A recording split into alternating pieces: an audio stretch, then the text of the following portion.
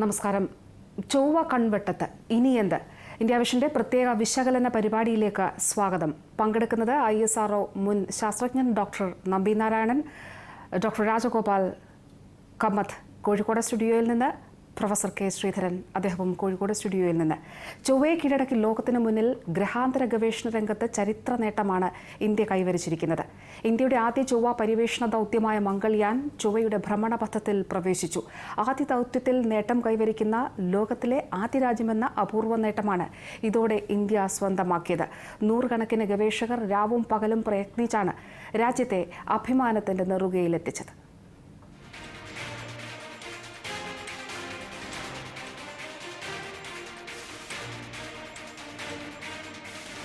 പ്രതിസന്ധികളും വെല്ലുവിളികളും അതിജീവിച്ചാണ് സ്വയം വികസിപ്പിച്ചെടുത്ത സാങ്കേതികവിദ്യയുടെ പിൻബലത്തിൽ മോമിനെ ഇന്ത്യ ഭ്രമണപഥത്തിൽ എത്തിച്ചത്. ശ്രീഹരിക്കോട്ടയിലെ സതീഷ് ധവാൻ സ്പേസ് സെന്ററിൽ നിന്ന് നവംബർ 5-ന് യാത്രയാരംഭിച്ച മോം ലക്ഷ്യത്തിലെത്താൻ 665 ദശലക്ഷം കിലോമീറ്റർ സഞ്ചരിച്ചു. ജ്വലന പ്രക്രിയയ്ക്ക് മുൻപായുള്ള ഒരുക്കങ്ങൾ പുലർച്ചെ 4:17 തന്നെ ആരംഭിച്ചിരുന്നു. മീഡിയം ഗെയിൻ ആന്റിന പ്രവർത്തനക്ഷമമാക്കിയ ശേഷം പേടകത്തിന്റെ ദിശ 180 ഡിഗ്രി മാറ്റി. 7:17-ന് മോമിന്റെയും ചെറു റോക്കറ്റ് എഞ്ചിനുകളുടെയും ജ്വലനം ആരംഭിച്ചു. 24 മിനിറ്റ് നീണ്ട ജ്വലനം പൂർത്തിയായപ്പോഴേക്കും മോം മുൻനിശ്ചയിച്ച പ്രകാരം സ്വന്തം സഞ്ചാരപഥം കണ്ടെത്തിയിരുന്നു. ഗ്രഹണം മൂലം സൗരോർജ്ജ പാനലിന് പകരം സ്വന്തം ത്രസ്റ്ററുകൾ ഉപയോഗിച്ച് പ്രവർത്തിക്കുക, ഭൂമിയുമായുള്ള ആശയവിനിമയം വിച്ഛേദിക്കപ്പെടുക എന്നീ നിർണായക ഘട്ടങ്ങൾ ഇതിനിടെ മംഗൾയാൻ പിന്നിട്ടു. ആശയവിനിമയം പുനഃസ്ഥാപിക്കപ്പെട്ട് 12.5 മിനിറ്റിനു ശേഷം ദൗത്യം വിജയമെന്ന് സൂചന നൽകി മംഗൾയാനിൽ നിന്ന് ആദ്യ സിഗ്നൽ. ബഹിരാകാശ ഗവേഷണ രംഗത്ത് ഇന്ത്യ പുതിയ അധ്യായം കുറിച്ച നിമിഷം.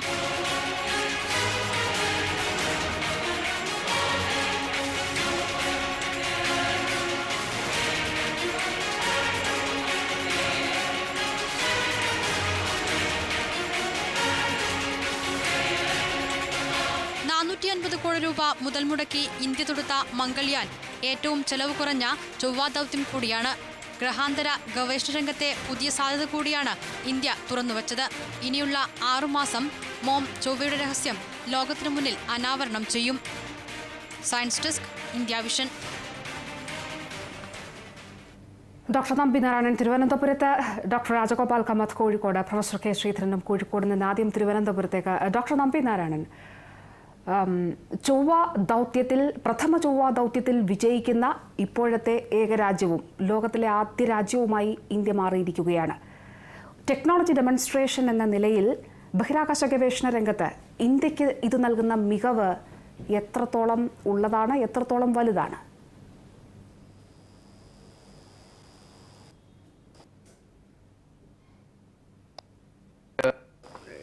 You can be proud of, in the sense that we are the first country in the world to achieve this in the first attempt. അപ്പോൾ ആ രീതിയിൽ നോക്കുമ്പോൾ we are really great. പക്ഷേ അതേ സമയത്ത് നമ്മൾ ഇതിനകത്ത് മനസ്സിലാക്കേണ്ട ഒരു കാര്യം, it is not a cheap project, it is an economically planned and well managed project എന്നുള്ളത് മനസ്സിലാക്കണം. This is going to become part of our overall planning for the travel outside the space. That is, interplanetary travelന്റെ ആവശ്യമുള്ള ഒരു ഭാഗമാണ് ഇപ്പോൾ നമ്മൾ ചെയ്തിരിക്കുന്നത് എന്നാണ് ഞാൻ വിചാരിക്കുന്നത്. Yes, doctor Rajagopal Kamath, cost effective എന്നൊക്കെ പറയും എങ്കിലും അതിന് വലിയ മാനമുണ്ട് എന്നുള്ളതാണ് ഡോക്ടർ നമ്പി നാരായണൻ പറഞ്ഞത്. പ്രത്യേകിച്ച് ഇക്കണോമിക്കലി പ്ലാൻഡ് ആണ് ഇത്, ഒപ്പം വെൽ മാനേജ്ഡ് പ്രോജക്റ്റ് എന്നാണ് അദ്ദേഹത്തിൻ്റെ വാക്കുകൾ അങ്ങനെയാണ്. എങ്ങനെ അതിനോട് പ്രതികരിക്കുന്നു? തീർച്ചയായിട്ടും ടെക്നോളജിയുടെ ഒരു വലിയൊരു നേട്ടമാണ് ഇന്ന് നമുക്കുണ്ടായിരിക്കുന്നത്. ആ സാങ്കേതികത വിജയിപ്പിക്കണമെന്നുണ്ടെങ്കിൽ അതിന് പിന്നിലുള്ള ആ മാനേജ്മെൻറ്റാണ് ഞാൻ ആലോചിക്കുന്നത്. കാരണം ഇത്രയും കോസ്റ്റ് കുറച്ച് ഇത്രയും ഇഫക്റ്റീവായിട്ടുള്ളൊരു മിഷൻ പ്ലാൻ ചെയ്ത് വെറും 2 വർഷത്തിനുള്ളിൽ നടപ്പാക്കണമെന്നുണ്ടെങ്കിൽ വളരെയധികം പ്രയാസങ്ങൾ അനുഭവിക്കേണ്ടി വരും, വളരെയധികം പരീക്ഷണങ്ങൾ നടത്തേണ്ടി വരും, അതിൽ നിന്ന് കിട്ടുന്ന തീരുമാനങ്ങൾ എടുക്കേണ്ടി വരും. അത്തരം തീരുമാനങ്ങൾ ശരിയായ തീരുമാനങ്ങളായിരുന്നു എന്നുള്ളതിൻ്റെ സൂചനയാണ് നമുക്ക് ഇന്ന് ലഭിച്ചത്. അപ്പോൾ ടെക്നോളജിയുടെ മികവ്, മാനേജ്മെൻറ്റിൻ്റെ മികവ്, അതോടൊപ്പം മണി മാനേജ്മെൻറ്റിൻ്റെ മികവ്, ഇതെല്ലാം കൂടി ചേർന്നതാണ് ഇന്നത്തെ ഈ വിജയം. നമ്മുടെ രാജ്യത്തിൻ്റെ ബഹിരാകാശ പര്യവേഷണത്തിൻ്റെ കാര്യം പരിശോധിച്ച് കഴിഞ്ഞാൽ കഴിഞ്ഞ കാലങ്ങളിലൊക്കെ നമ്മൾ ഡിഫൻസ് ആവശ്യങ്ങൾക്കായിട്ടും മറ്റ് സിവിലിയൻ ആവശ്യങ്ങൾക്കൊക്കെ ആയിരുന്നു നമ്മുടെ ഉപഗ്രഹങ്ങൾ വിക്ഷേപിച്ചുകൊണ്ടിരുന്നത്. ഇപ്പോഴാകട്ടെ ചന്ദ്രയാനിൽ തുടങ്ങി നമ്മൾ സയൻറ്റിഫിക് ആവശ്യങ്ങൾക്കായിട്ടുള്ള ഉപഗ്രഹങ്ങൾ വികസിപ്പിച്ചു തുടങ്ങി. ശരിക്കും ഇതൊരു ചൊവ്വയെ ചുറ്റുന്ന നല്ല വലിയൊരു ഉപഗ്രഹമാണ് ഇന്ന് നമ്മൾ അയച്ചത്. അപ്പോൾ ശരിക്കും ഉപഗ്രഹ വിക്ഷേപണ രംഗത്ത് ഏറ്റവും മുൻനിരയിൽ നിൽക്കുന്ന രാജ്യമായ ഇന്ത്യ മറ്റൊരു ഗ്രഹത്തിൻ്റെ ചുറ്റിനും മറ്റൊരു ഉപഗ്രഹം കൂടി അയച്ചിരിക്കുകയാണ്. അതിൽ നിന്ന് കിട്ടുന്ന വിവരങ്ങൾ ഭാവിയിലേക്ക് പ്രയോജനപ്പെടും. തീർച്ചയായിട്ടും ഈ ടെക്നോളജിയുടെ ഈ മികവ്, മാനേജ്മെൻറ്റിൻ്റെ മികവ്, മണി മാനേജ്മെൻറ്റിൻ്റെ മികവ് തീർച്ചയായിട്ടും ഭാവി പദ്ധതികൾക്ക് വളരെയധികം പ്രയോജനപ്പെടുന്നുവെന്നാണ് ഞാൻ കരുതുന്നത്. യെസ്, ഡോക്ടർ നമ്പി നാരായണൻ, ഈ ചന്ദ്രയാനിൽ നിന്ന് മോമിലേക്ക് എത്തപ്പെടുമ്പോൾ ഇന്ത്യ കൈവരിച്ച ഈ അതിസങ്കീർണമായ ഒരു യാത്രയായിരുന്നു മോമിനെ സംബന്ധിച്ചിടത്തോളം ഉണ്ടായിരുന്നത്. ഇന്ത്യ കൈവരിച്ചിരിക്കുന്ന ഈ സാങ്കേതികമായ മികവ്, അതിൻ്റെ നേട്ടം ചന്ദ്രയാനും മോമും കൂടെ താരതമ്യം ചെയ്യുമ്പോൾ താങ്കൾ എങ്ങനെയാണ് അതിനെ വിലയിരുത്തുക? ഇത് ഒരു കാര്യം മനസ്സിലാക്കണം. ഞാനിത് പല ചാനലുകളിലും പറഞ്ഞിട്ടുണ്ടെങ്കിലും ഒന്നുകൂടെ പറയുകയാണ്. കാരണം ഇന്ത്യ വിഷൻ അവരുടെ പ്രേക്ഷകർ ഇതിന് മനസ്സിലാക്കണം. ഇസ്രോ നമ്മുടെ ഗവൺമെൻറ് ഹാസ് അണ്ടർസ്റ്റുഡ് നമ്മുടെ ആവശ്യം എന്താ. നമുക്ക് കമ്മ്യൂണിക്കേഷൻ സാറ്റലൈറ്റ് വേണം, നമുക്ക് റിമോട്ട് സെൻസിങ് സാറ്റലൈറ്റ്സ് വേണം, നമുക്ക് വാച്ച് ഡോഗ് സാറ്റലൈറ്റ്സ് വേണം, നമുക്ക് സ്പൈ സാറ്റലൈറ്റ്സ് വേണം, വാട്ട് എവർ ഇറ്റ് ഈസ്. ഇത് എത്ര സാറ്റലൈറ്റ് വേണം എന്നുള്ളതും ഓരോരോ സാറ്റലൈറ്റിൻ്റെയും ജീവിതകാലം എത്ര വർഷങ്ങളുണ്ടായിരിക്കും എന്നുള്ളതും അത് നമുക്ക് ആവശ്യം വരുമ്പോൾ മാറ്റണം എന്നുള്ളതും എല്ലാം നമുക്കറിയാം. അവിടെ നമ്മൾ വളരെ ക്ലിയർ ആണ്. കാരണം അവിടുത്തെ നമ്മുടെ entire planning is limited to the requirement of the satellite. അതിനകത്ത് ഇന്ന് നമ്മൾ കംപ്ലീറ്റ് ഇൻഡിപെൻഡൻസ്, അതായത് we can plan and then command. അത് ഒരു സൈഡ്. മറ്റേ സൈഡ്, ഇന്നത്തെ ഈ project is not within that satellite problem. It is outside. We are talking about travel, interplanetary travel. ഇതിനകത്ത് സത്യം പറഞ്ഞാൽ എവിടെയാണ് നമ്മൾ പോകാൻ ഉദ്ദേശിക്കുന്നത്? വീനസ് ആണോ, മാർസ് ആണോ, മൂണാണോ, അല്ലെ ജൂപ്പിറ്റർ ആണോ, അല്ലെങ്കിൽ ഔട്ട്സൈഡ് ദി സോലാർ സിസ്റ്റം ആണോ? സത്യം പറഞ്ഞാൽ എൻ്റെ അഭിപ്രായത്തിൽ ആർക്കും ഒരു വലിയൊരു പിടിയില്ല. കുറേ കാര്യങ്ങൾ നമ്മൾ ഈ ഡയലോഗ് പറയുന്നത് പോലെ പറയാം. അവിടെ ചെന്നിട്ട് ഫോട്ടോ എടുക്കണം, ഇവിടെ ചെന്നിട്ട് അതൊക്കെ പറയാം. പക്ഷേ എൻ്റെ പേഴ്സണൽ ഒപ്പീനിയനിൽ this needs a definite planning. എന്താ നമ്മുടെ ഗോൾ?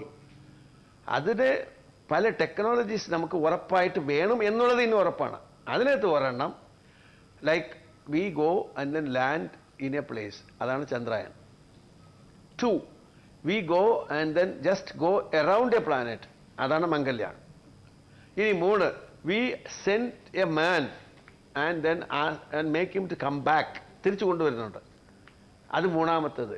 ഇങ്ങനെ ഒരു 3, 4, 5, 6 ടെക്നോളജീസ് ഉണ്ട്. ഇത് ഏത് രീതിയിൽ നമ്മുടെ ഡീപ്പ് സ്പേസിൻ്റെ അപ്ലിക്കേഷനെ കുറിച്ച് നമ്മൾ ഒരു ഡെസിഷൻ എടുക്കുകയാണെങ്കിലും ഈ ടെക്നോളജിയുടെ ആവശ്യമുണ്ട്. അതാണ് ഇസ്രോ ചെയ്തുകൊണ്ടിരിക്കുന്നത്. അതിൻ്റെ അർത്ഥം നമുക്ക് ഡീപ്പ് സ്പേസിൽ എന്ത് ചെയ്യണം എന്നുള്ളതിനെക്കുറിച്ച് നമുക്കൊരു ധാരണ ഉണ്ടെന്നോ അല്ലെങ്കിൽ ടോട്ടൽ പ്ലാനിങ് ഉണ്ടോ എന്ന് ആരെങ്കിലും പറയുകയാണെങ്കിൽ നിങ്ങൾ അവരുടെ അടുത്ത് ചോദിക്കണം എന്താണെന്നുള്ളത്. എനിക്കറിയില്ല. പക്ഷേ ഇതേ ആണ് അമേരിക്ക ഒരു 10-20 പ്രാവശ്യം ചന്ദ്രമണ്ഡലത്തിൽ പോയി ഇറങ്ങി.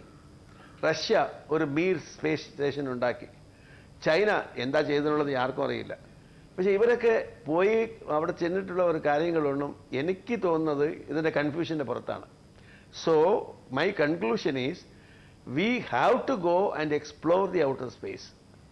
അത് ചെയ്യാനായിട്ട് നമുക്ക് ആവശ്യമുള്ള ടെക്നോളജിക്കൽ പാർട്ട് 1 by 1 നമ്മൾ ചെയ്യുക. ഇത് വളരെ ബുദ്ധിപൂർവ്വമാണ് നമ്മൾ ചെയ്യുന്നത്. Please understand that. അതാണ് ഇന്നത്തെ മംഗൾയാൻ്റെ ഒരു achievement. Yes, doctor Rajagopal Kamath, doctor Nambi Narayanan പറയുന്നത് വ്യക്തമാണ്.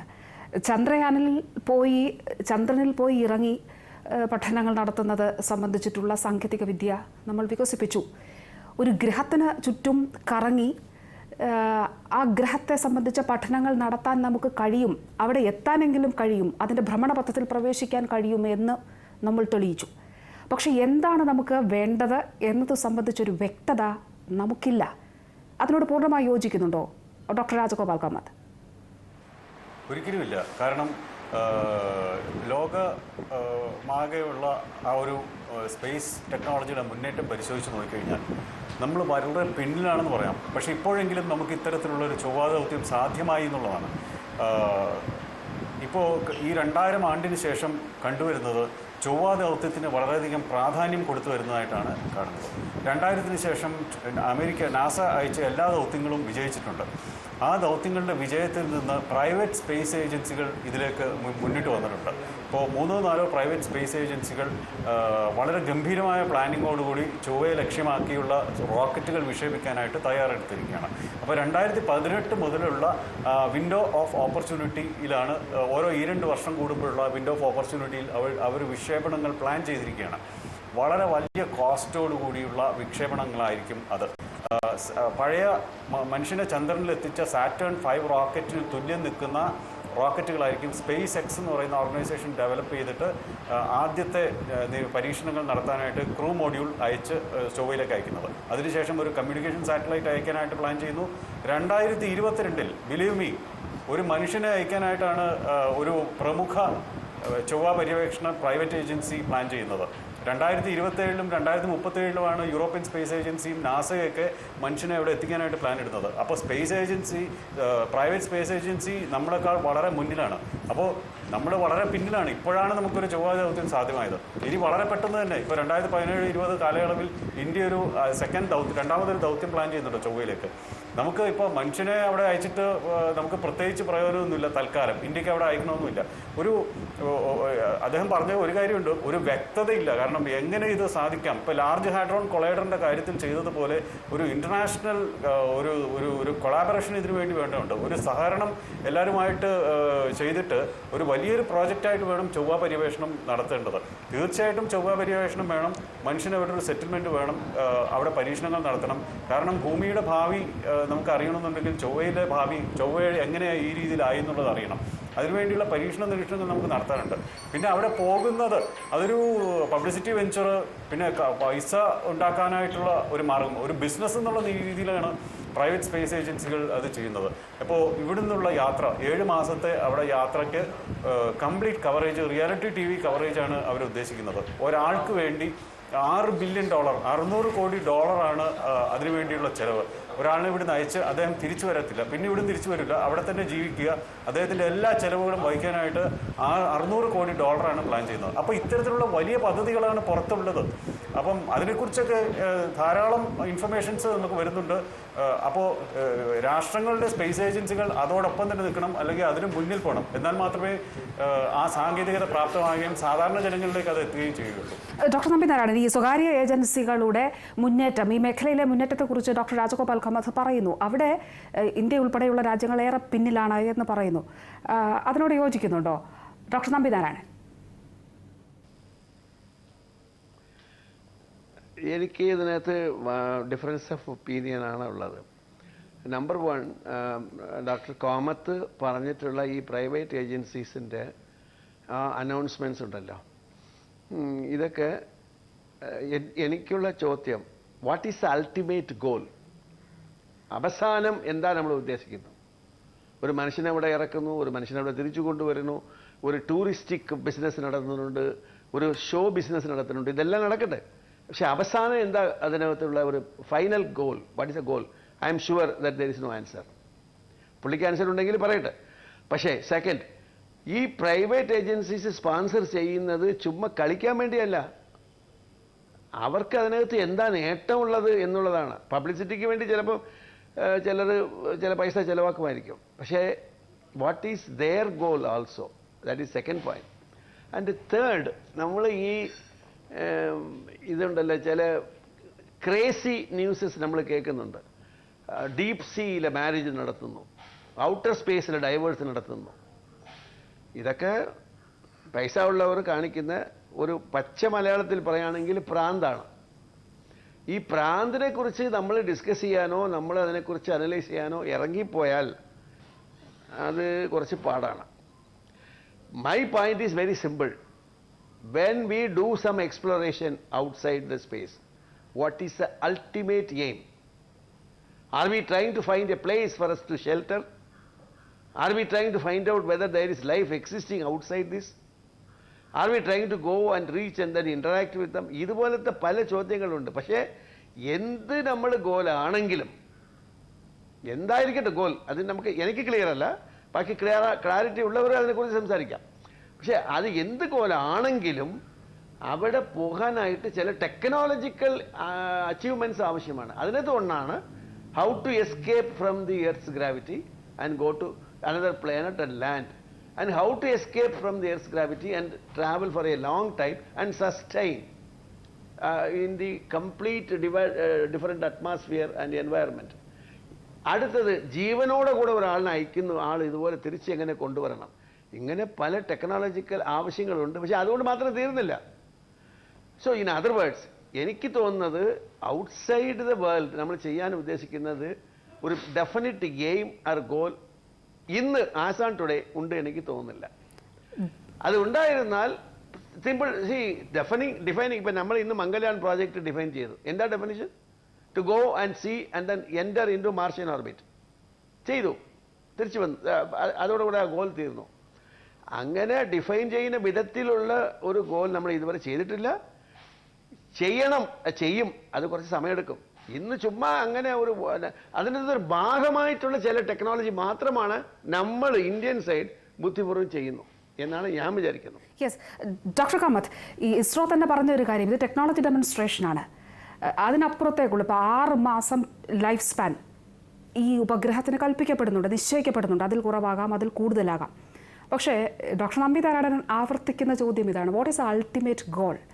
എന്താണ് അന്തിമമായ ലക്ഷ്യം? എന്താണ്? നേരത്തെ പറഞ്ഞ പ്രൈവറ്റ് ഏജൻസികൾക്ക് വ്യാവസായിക താല്പര്യങ്ങൾ ഉണ്ട്. എന്നാൽ ഇന്ത്യയെ സംബന്ധിച്ചിടത്തോളം എന്താണ് ഇന്ത്യയുടെ ലക്ഷ്യം? പ്രസക്തമാണ് ആ ചോദ്യം. അങ്ങനെ കരുതുന്നില്ലേ ഡോക്ടർ കാമത്ത്? തീർച്ചയായിട്ടും അതിലെ ചോദ്യത്തിൻ്റെ ഉത്തരത്തിലേക്ക് കടക്കുന്നതിന് മുമ്പ് ഒരു കാര്യം ഞാൻ പറഞ്ഞുകൊള്ളട്ടെ. നമ്മൾ എപ്പോഴും ഈ കാര്യങ്ങളോട്, ടെക്നോളജിയോട് അപ് ടു ഡേറ്റ് ആയിരിക്കണം, സംഭവിക്കുന്ന കാര്യങ്ങളോട് അപ് ടു ഡേറ്റ് ആയിരിക്കണം. നമുക്കറിയാം, ഇൻ്റർനാഷണൽ സ്പേസ് സ്റ്റേഷനിലും അതിന് മുമ്പുണ്ടായിരുന്ന മിർ സ്പേസ് സ്റ്റേഷനിലും $200 കോടി മുടക്കി 8-9 ടൂറിസ്റ്റുകൾ അവിടെ എത്തിയ കഥ അറിയാം. അപ്പോൾ രാഷ്ട്രങ്ങളുടെ സ്പേസ് ഏജൻസികളിലും ഈ ദൗത്യങ്ങളിലും തീർച്ചയായിട്ടും ടൂറിസ്റ്റുകൾ എത്തിപ്പെടുന്നുണ്ട്. അപ്പം ശരിക്കും അതൊരു ഇത്രയും പൈസ മുടക്കി പോകുക എന്ന് പറഞ്ഞൊരു താല്പര്യത്തിന് പുറത്താണ് അത് പോകുന്നത്. അതുപോലെ താല്പര്യത്തിന് പുറത്ത് ചൊവ്വ ദൗത്യങ്ങളിലും പുറത്തുള്ളവർക്ക് പങ്കാളികളാകാം. അതൊരു വലിയ സാധ്യതയാണ് തുറന്നുകിട്ടിരിക്കുന്നത്. വലിയൊരു ബിസിനസ്സാണ് ശരിക്കും. ഒരു മാസ് എക്സ്പ്ലോറേഷൻ എൻ്റർപ്രൈസ് എന്ന് പറയുന്നത് വലിയൊരു ബിസിനസ് സാധ്യതയാണ് മുന്നിൽ വന്നിരിക്കുന്നത്. നമുക്ക് സ്വകാര്യ സംരംഭകരെ ഉൾപ്പെടുത്തിക്കൊണ്ട് മാത്രമേ ഇത്തരത്തിലുള്ള വൻ പ്രോജക്റ്റുകൾ നടത്താൻ സാധിക്കുള്ളൂ.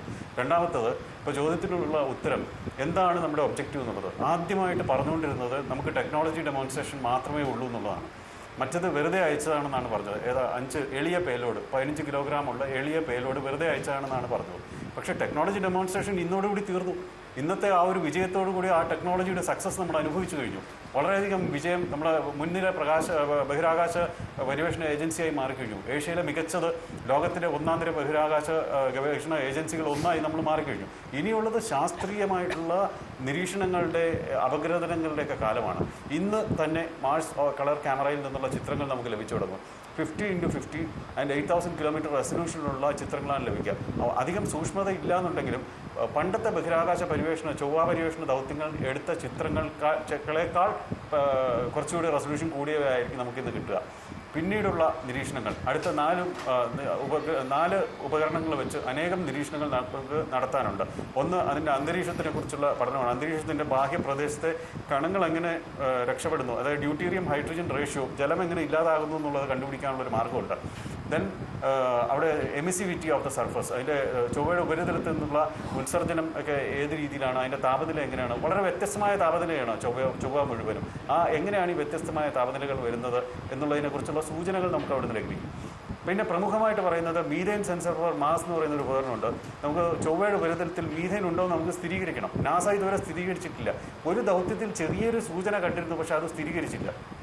നമുക്കത് വലിയൊരു സാധ്യതയാണ് തന്നിരിക്കുന്നത്. കാരണം സൾഫേറ്റ് മിനറലുകളിൽ ചിലപ്പോൾ സൂക്ഷ്മജീവികളുടെ സാന്നിധ്യം ഉണ്ടാകാനായിട്ടുള്ള ചാൻസ് ഉണ്ട്. അങ്ങനെയാണെന്നുണ്ടെങ്കിൽ എത്രത്തോളം ഈ സ്രോതസ്സിൽ നിന്നും ഏത് സ്രോതസ്സിൽ നിന്നാണ് വരുന്നതെന്നുള്ളത് നമുക്ക് ഐഡൻറ്റിഫൈ ചെയ്യാൻ പറ്റും. വലിയൊരു സാധ്യതയാണ് നമ്മുടെ മുന്നിലുള്ളത്. അതുകൊണ്ട് തന്നെയാണ് ഈ വലിയ മുൻനിര ബഹിരാകാശ പര്യവേഷണ ഏജൻസിയായ നാസ നമ്മളോട് സഹകരിക്കണം എന്ന് പറയുന്നത്. ഇത്തരത്തിലുള്ള സഹകരണം ഉണ്ടെങ്കിൽ മാത്രമേ നടക്കത്തുള്ളൂ. അന്തരീക്ഷം എന്തുകൊണ്ട് ഇല്ലാതാകുന്നു എന്നുള്ളത് നോക്കാനായിട്ടാണ് നാസയുടെ ദൗത്യം ശ്രമിക്കുന്നത്. കാരണം സോളാർ വിൻഡ് എങ്ങനെ അന്തരീക്ഷത്തെ ഇല്ലാതാക്കുന്നു എന്നുള്ളത്. കാരണം അവിടെ കാന്തിക മണ്ഡലം ഇല്ല, ആ ഒരു പ്രൊട്ടക്ഷൻ ഇല്ല, ഭൂമിയിലുണ്ട്. ചൊവ്വയുടെ ഇപ്പോഴത്തെ സ്ഥിതി പരിശോധിച്ച് കഴിഞ്ഞാൽ ഭാവിയിൽ ഭൂമി എന്താകും എന്നുള്ളതിൻ്റെ ഇൻഫർമേഷൻ നമുക്ക് കിട്ടും. നമുക്കൊരിക്കലും കാന്തിക മണ്ഡലം ഇല്ലാതാക്കുന്ന ആ ശക്തി ഒഴിവാക്കാൻ പറ്റത്തില്ല. പക്ഷേ എന്നിരിക്കലും നമുക്ക് മുൻകരുതലുകൾ എടുക്കാം. ഇനി സൈബോർഗുകളുടെ കാലമാണ് വരുന്നത്. ഇത്തരം സ്പേസ് എക്സ്പ്ലോറേഷനൊക്കെ നടത്തുന്നത് പൂർണ്ണമായും മനുഷ്യരൂപത്തിലുള്ളവരായിരിക്കത്തില്ല. മനുഷ്യനും റോബോട്ടും ചേർന്ന സൈബോർഗുകളായിരിക്കും നടത്തുക. ഇപ്പോൾ ഒരു കാര്യം കൂടെ പറഞ്ഞുകൊള്ളട്ടെ. നേരത്തെ ഇപ്പോൾ 1914 ഈ രീതിയിലുള്ളൊരു കാര്യം ഞാൻ പറഞ്ഞിരുന്നെങ്കിൽ അന്ന് ആളുകൾ പരിഹസിക്കുകയും ഇത് എന്താണ് ഈ പറയുന്നത് യാഥാർത്ഥ്യമല്ലാത്തൊരു കാര്യം പറയുന്നു എന്ന് വിചാരിക്കും. ചന്ദ്രദൗത്യം, ചൊവ്വാ ദൗത്യം, മനുഷ്യൻ ചന്ദ്രനിൽ ഇറങ്ങുന്നു എന്നൊക്കെ പറഞ്ഞു കഴിഞ്ഞാൽ എന്തായി? 1959 ശേഷം എന്തൊക്കെ മാറ്റങ്ങളാണ് ഉണ്ടായത്? 1969 ശേഷം 12 പേർ ചന്ദ്രനിൽ ഇറങ്ങി. ഇപ്പോൾ ഇതാ ഇന്ത്യയുടെ ഒരു ചന്ദ്രദൗത്യം, ഇന്ത്യയുടെ ചൊവ്വാ ദൗത്യം, ഇന്ത്യയുടെ ഒരാൾ ഇനി ബഹിരാകാശത്ത് പോയി തിരിച്ചു വരാനുള്ള പരീക്ഷണങ്ങൾ ഇനി നടക്കാൻ പോവുകയാണ്. ക്രൂ മോഡ്യൂൾ പരീക്ഷിക്കാൻ പോവുകയാണ്. അപ്പോൾ അത്തരത്തിലുള്ള വലിയ ഡെവലപ്മെന്റ്സ് ആണ് നടക്കുന്നത്. ഇനി അടുത്ത 50 വർഷത്തിൽ ചൊവ്വയിൽ ഇന്ത്യക്കാരൻ ഇറങ്ങുമെന്ന് പറഞ്ഞാൽ യാതൊരു അതിശയോക്തിയില്ല അതിനകത്ത്. Yes, professor Sreedharan, doctor Nambi Narayanan പറയുന്നത് ഞാൻ മനസ്സിലാക്കുന്നത് ഇസ്രോയ്ക്ക് ഒരു കാര്യത്തിലേക്ക്, ഒരു ലക്ഷ്യത്തിലേക്ക് ഫോക്കസ് ചെയ്യേണ്ട കാലമായിരിക്കുന്നു. ടെക്നോളജി ഡെമോൺസ്ട്രേഷൻ എന്ന നിലയിൽ ചൊവ്വാ ദൗത്യം ചൊവ്വയുടെ ഓർബിറ്റിൽ വിജയകരമായി എത്തിച്ചു. ഇനിയുള്ള കാര്യങ്ങൾ അപ്രസക്തമാണ് എന്ന് പറയുന്നു. ഇനിയുള്ളതിലും സങ്കീർണതകൾ ഉണ്ടെങ്കിൽ പോലും. പക്ഷേ ഇവിടെ ഏറ്റവും പ്രധാനപ്പെട്ട കാര്യം എന്താണ് വേണ്ടത്, എന്തിലേക്കാണ് ശ്രദ്ധ കേന്ദ്രീകരിക്കേണ്ടത് എന്നത് സംബന്ധിച്ചൊരു വ്യക്തത ഇന്ത്യയെ സംബന്ധിച്ചുണ്ടാകണം. ആ അഭിപ്രായം താങ്കൾക്കുണ്ടോ, പ്രൊഫസർ ശ്രീധരൻ? ചോദ്യം ക്ലിയർ ആയിട്ടില്ല, ശബ്ദത്തിന് എന്തോ തകരാറുണ്ട്. ഏതായാലും നമ്മുടെ ഇന്ത്യ ഇനി എങ്ങോട്ട് മുന്നോട്ട് പോകണം എന്നുള്ളതാണ് ചോദ്യത്തിൻ്റെ അർത്ഥം എന്ന് തോന്നുന്നു. യെസ്, താങ്കൾക്ക് പറയാം. പ്രൊഫസർ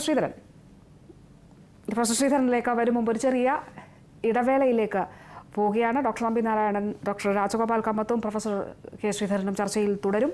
ഇടവേള.